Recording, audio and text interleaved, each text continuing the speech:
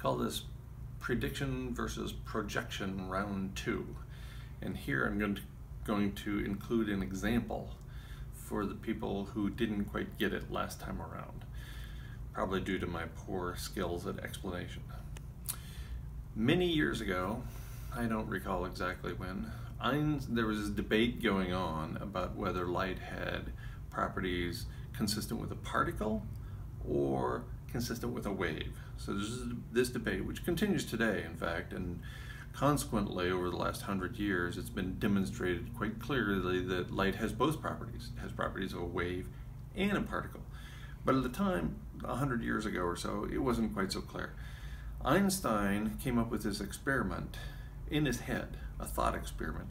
He said, if light has properties of a particle as he predicted it did, then it would be influenced by gravity.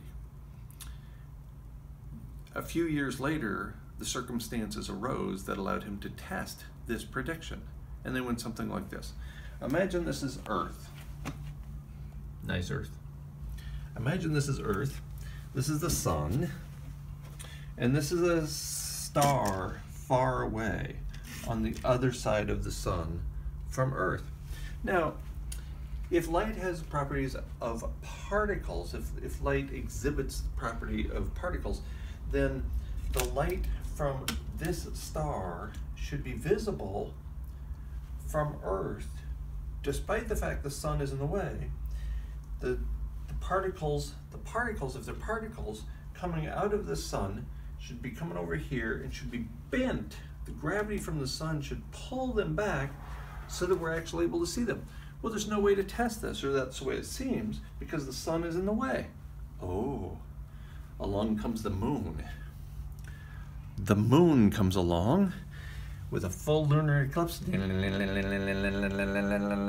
in the way, makes it just dark enough to block out the sun.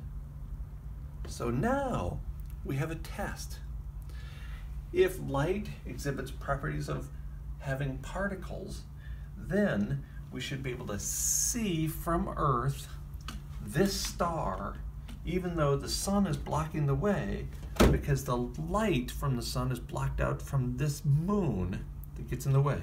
Notice, objects are not separated to scale, or this would be like 1,000,000 miles away for a distance this far. And sure enough, that's exactly what happened. Einstein's prediction was validated by the lunar eclipse, the full lunar eclipse. We were able to actually see this star, even though it's exactly on the wrong side of the sun. The particles coming out from this star were bent by the gravity from the sun so that we were able to see them on Earth, despite the fact that the moon and the sun were in the way. So here's a classic example of a prediction.